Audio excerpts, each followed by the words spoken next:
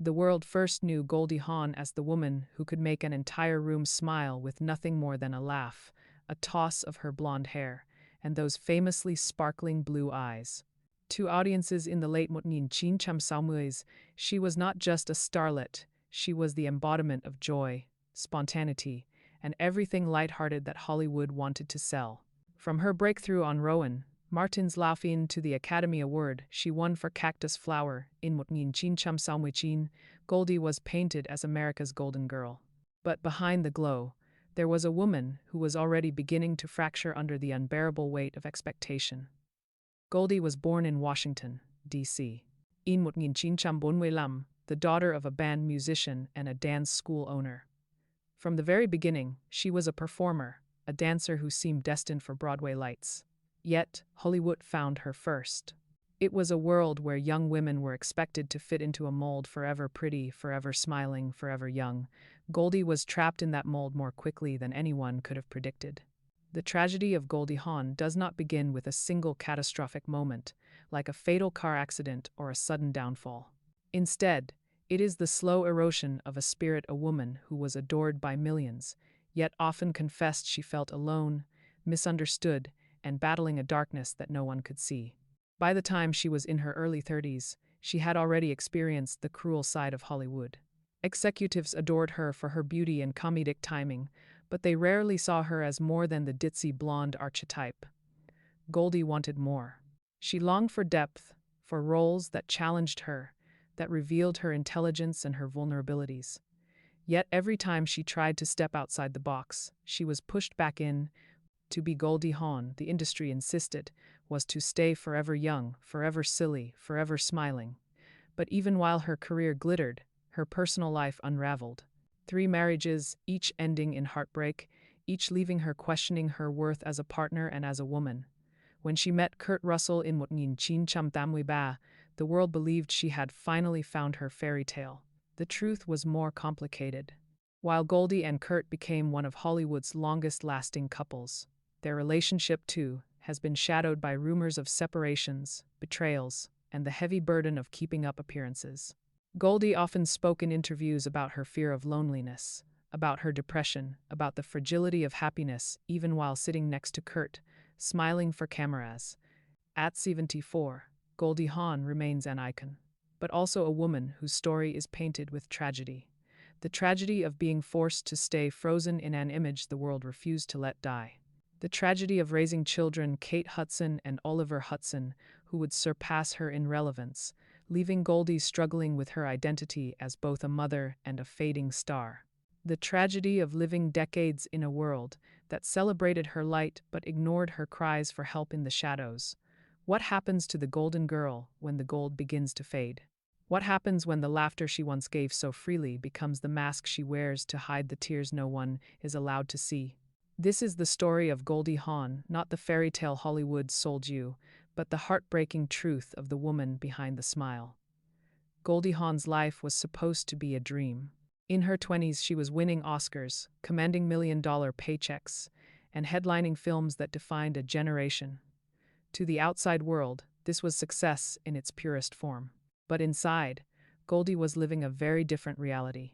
The higher she climbed, the more suffocating the air became. Fame for Goldie was not simply about red carpets and flashing lights, it was about survival.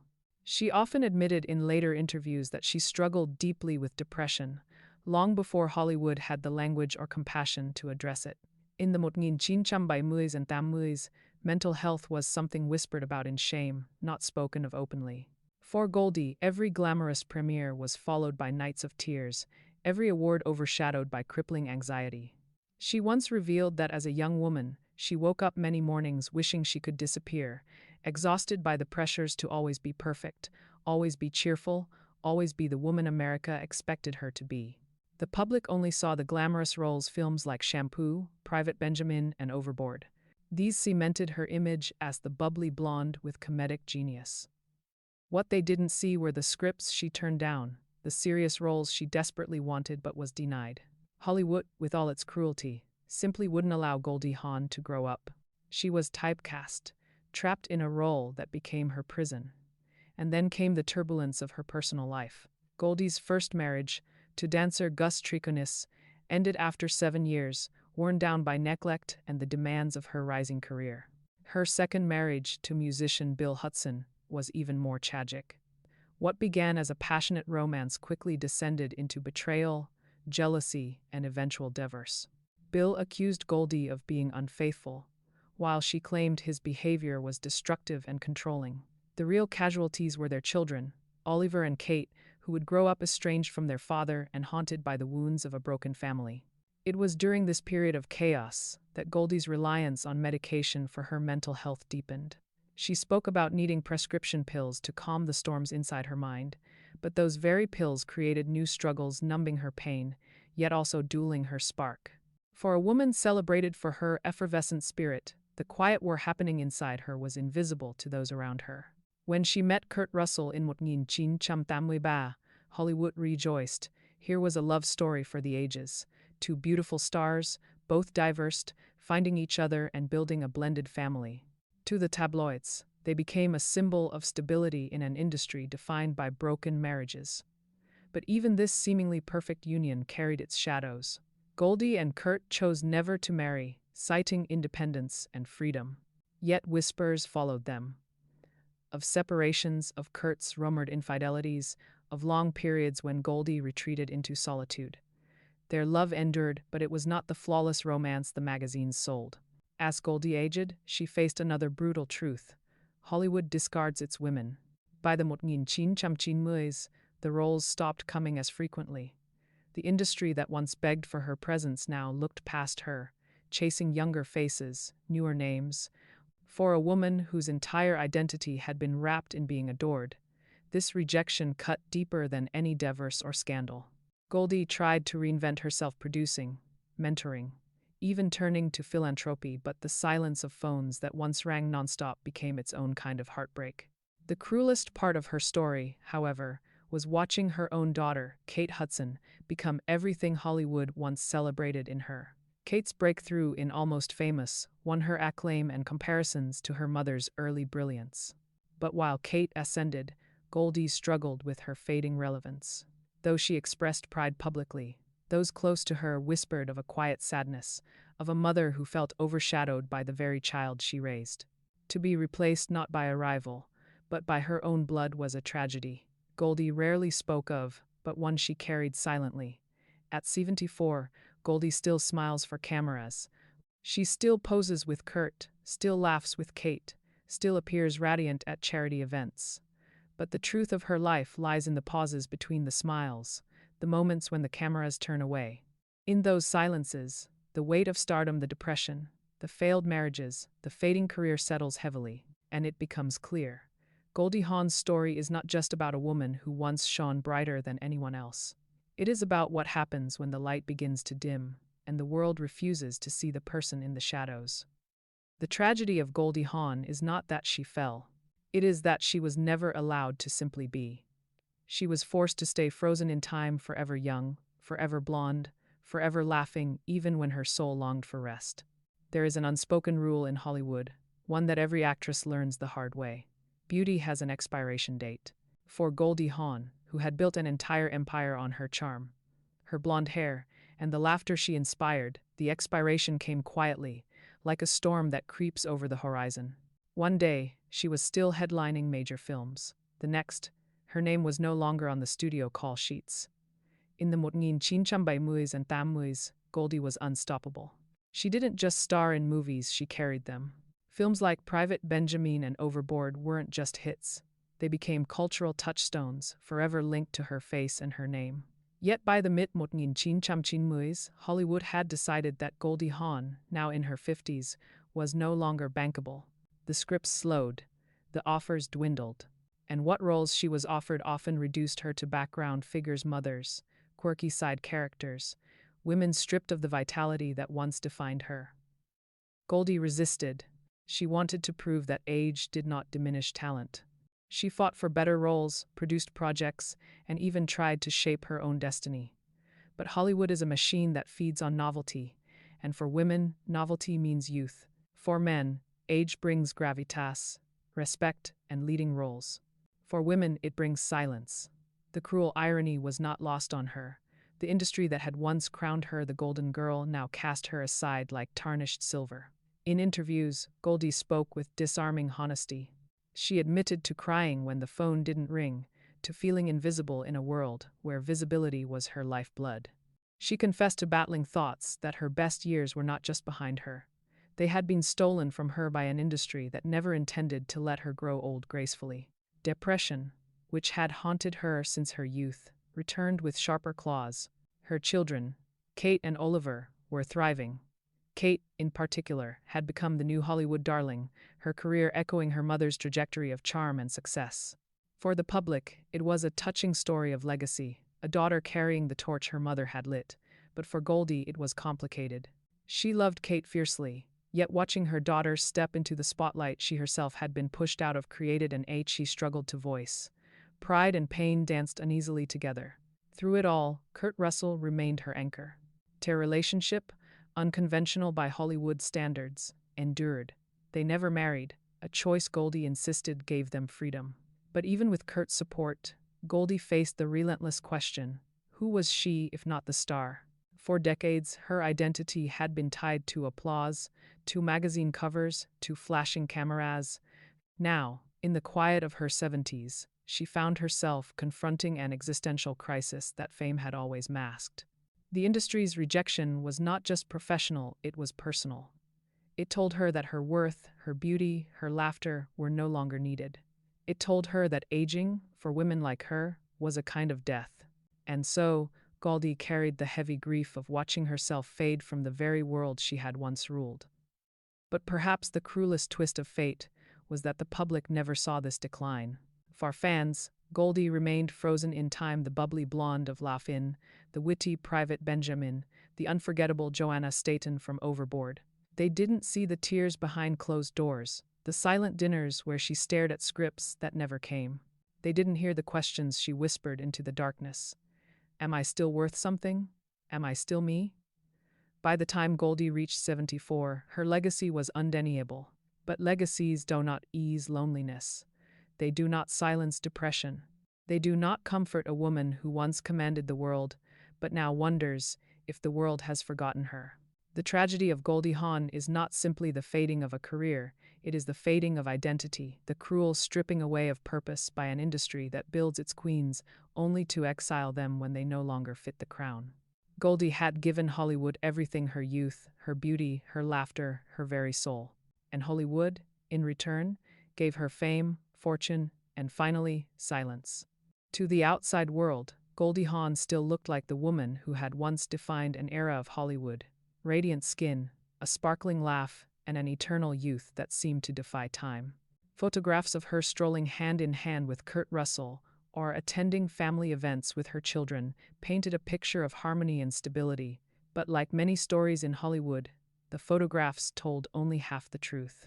Behind the staged smiles, Goldie carried wounds that fame could never heal. Her relationship with Bill Hudson, the father of her two oldest children, had left scars that lingered long after the divorce papers were signed. Bill publicly accused her of alienating him from Oliver and Kate, fueling a bitter estrangement that played out in tabloids for decades. Oliver once posted a Father's Day message on social media, bitterly sarcastic, that reignited headlines about the fractured family. Bill lashed back, calling Goldie manipulative, accusing her of poisoning the children against him. For Goldie, these public battles were not just humiliating, they were heartbreaking reminders of how deeply divided her family remained. Goldie tried to shield her children from the chaos, but the truth is that no amount of stardust could erase the pain of broken bonds. She watched Kate and Oliver rise to fame, carrying not just her legacy but also the weight of their fractured relationship with their father. Goldie carried guilt, even as she insisted she had done her best. "We are all wounded children," she once admitted in an interview, her voice breaking. "We all carry pain into our adult lives." And then there were her private demons. Depression had followed Goldie like a shadow since her early 20s. She confessed that at the height of her fame, she sometimes wished she could simply vanish. The laughter she was known for, the bright, carefree giggle that audiences adored, was often a mask. Behind closed doors, she battled panic attacks, insomnia, and long nights of despair. While the world celebrated her as the embodiment of joy, Goldie often felt like a fraud, living a double life between the woman the public adored and the woman she truly was. Kurt Russell was her partner, her confidant, the man who had stood by her longer than any of her marriages had lasted. Yet even with Kurt, Goldie felt an undercurrent of isolation. They chose not to marry, a decision she often defended with words like freedom and independence. But critics and insiders alike whispered that the decision masked a deeper fragility, that Goldie feared marriage because she feared abandonment. Every failed relationship before Kurt had left its mark, and while their love was genuine, the absence of a wedding ring sometimes felt like an unspoken reminder of impermanence. As Goldie aged, the isolation deepened. Friends passed away. Colleagues faded into obscurity or died too young. Hollywood, once her playground, became a place she rarely visited. She withdrew more and more into her own world, finding solace in meditation, in her spiritual practices, in her foundation dedicated to children's mental health. These pursuits gave her purpose, but they also revealed the stark contrast between the woman she was in the public eye and the woman she was in solitude. Not the eternal golden girl, but a 74-year-old woman haunted by the weight of what had been lost. Family gatherings with Kate and Oliver were bittersweet. She adored her children and grandchildren, but she could not silence the nagging voice inside her head, the one that asked whether she had failed them by choosing career over stability, whether she had contributed to the rift that left Bill Hudson estranged. Even in her happiest moments, a thread of melancholy ran through her heart. Goldie once said, "People think laughter means you are happy, but laughter is sometimes how you survive." Those words perhaps reveal more about her life than any tabloid headline. Her laughter, the thing that made her famous, was also her shield. It kept the world from seeing the tears, the doubts, the loneliness that stalked her every step. At 74, Goldie Hawn remains beloved, but her story is no fairy tale. It is a story of contradictions, a woman adored by millions, yet often unloved by herself, a mother who gave everything yet still wonders if it was enough, a star who shone so brightly yet spent much of her life in darkness. The tragedy of Goldie Hawn is not that she grew old or that her fame dimmed. It is that she spent a lifetime hiding her pain behind a smile, so convincing the world never bothered to ask if she was all right. As the years passed, Goldie Hawn found herself asking the same question over and over again. If Hollywood will not give me purpose, where else can I find it? For a woman who had spent decades defined by applause, by beauty, by the glow of cameras, the silence of fading fame could have been unbearable. And for many, it was. But Goldie, stubborn and restless, refused to surrender entirely to despair. Instead, she began to search not on the stage, not in the scripts, but within herself. She turned to spirituality. Meditation became more than a hobby, it became her lifeline. She spoke openly about how she would sit in silence for hours, breathing, calming the storms of her mind. In those quiet moments, away from Hollywood's glare, Goldie found a fragile kind of peace. Yet even here, the tragedy lingered. Meditation soothed her, but it never erased the scars. The shadows of depression, the doubts, the guilt, they never truly left. They only grew quieter, waiting for nights when she was alone to return. Her philanthropic work became another pillar of her identity. In Hangin-le-Ba, she founded the Hawn Foundation, focusing on children's education and mental health. The initiative, called Mindoop, was designed to teach children resilience, mindfulness, and emotional intelligence. Goldie spoke passionately about it, insisting that her own struggles with depression had fueled her desire to help others. "I don't want children to go through what I went through," she said. "I want them to have tools to cope." And yet, this mission revealed another wound. For all her efforts to save others, Goldie still struggled to save herself. Friends close to her remarked that she powered her energy into her foundation because it distracted her from her own pain. She gave children tools she never had, while continuing to wrestle with the absence of healing in her own life. Her relationship with Kurt Russell, though enduring, was no fairy tale. They built a family, shared decades of memories, and weathered storms together. But behind the facade of Hollywood's most stable couple, there were fractures. Rumors of Kurt's infidelities haunted their bond, as did whispers of long separations.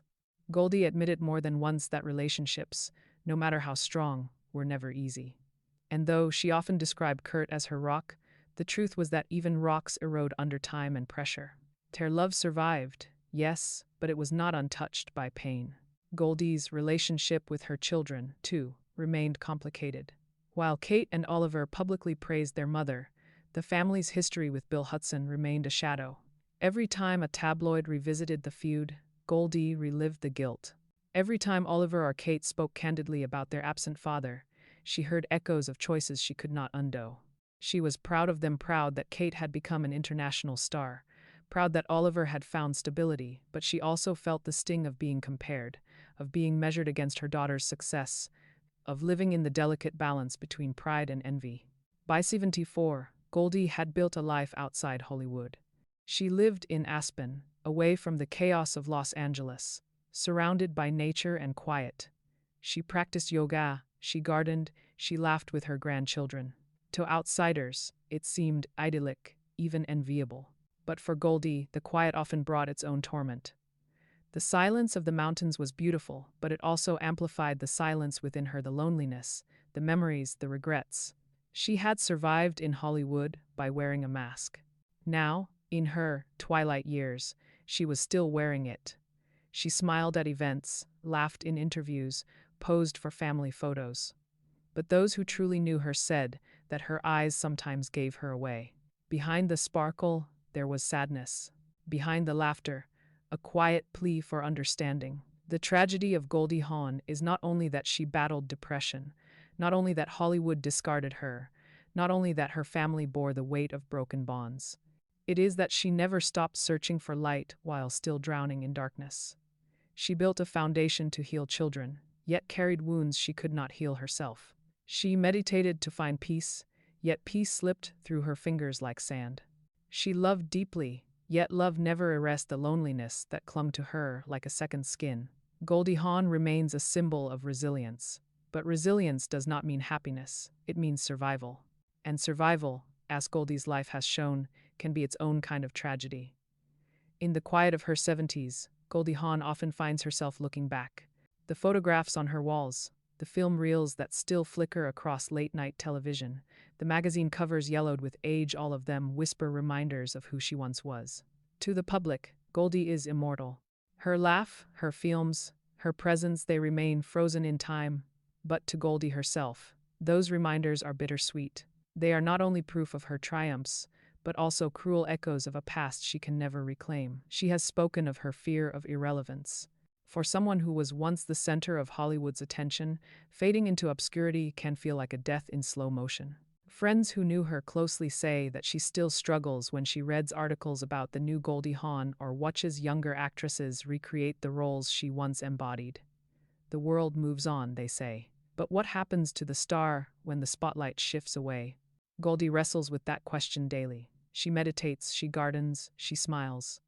Yet beneath the surface, she wonders, will I be remembered for who I was or forgotten when the laughter fades? It is the existential tragedy of fame.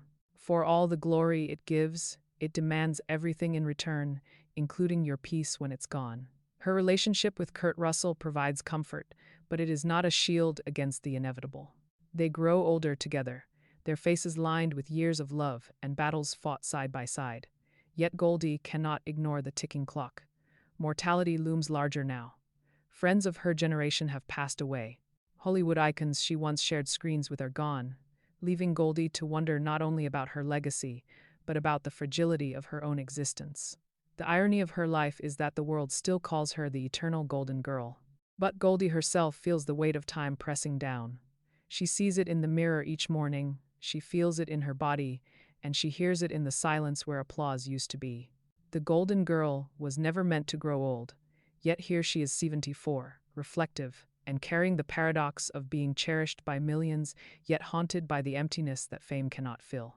Even her philanthropy, her foundation, sometimes feels like a double-edged sword. While it gives her purpose, it also reminds her of the broken child inside her that she never fully healed.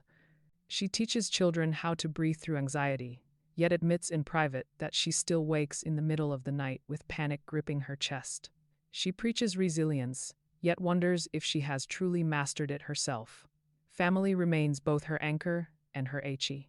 She beams when speaking of her grandchildren, often describing them as the true joy of her later years. And yet, when the gatherings end and the house grows quiet, the silence becomes deafening. Fame had once filled that silence. Now, only her thoughts do, and they are not always kind. There are whispers that Goldie sometimes revisits her old films in solitude. She'll put on Private Benjamin or Overboard, listening to her younger self laugh, watching her own face sparkle on screen. For fans, these films are nostalgic treasures. For Goldie, they are like looking into a mirror that reflects not only beauty but also loss. She sees a woman who once believed she could conquer the world. She sees the innocence of youth, the fire of ambition, the glow of stardom. And then she sees herself now older, quieter, carrying decades of invisible wounds. The tragedy of Goldie Hawn is not only in what she lost, but in what she still carries. Depression, guilt, the ache of fading relevance, the haunting fear that when she is gone, her story will be reduced to a few lines in history books. An actress, a star, a smile. But Goldie knows she was more than that. She was a woman who fought battles in silence, who loved fiercely, who broke and rebuilt herself countless times. And yet, she also knows that the world rarely remembers the battles, only the surface, only the laughter. At 74, Goldie Hawn is not done searching. She continues to meditate, to advocate, to smile for cameras. But behind it all lies a woman who has never stopped asking the question that defined her twilight years. When the laughter dies, who will I be? Her legacy is secure, yes? But legacies cannot hold your hand at night. They cannot silence the voice of doubt. They cannot erase the loneliness that seeps in when the lights go out. And so Goldie Hawn's story, as luminous as it is, remains marked by heartbreak. Because the golden girl grew old, because the laughter faded, because behind the eternal smile was always a woman desperate to be truly seen. When we speak of Goldie Hawn, it is almost impossible not to smile.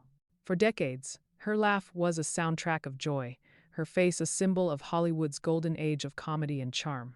She became, for millions, more than just an actress. She became a memory, a reminder of lighter times, of youth, of laughter that felt pure.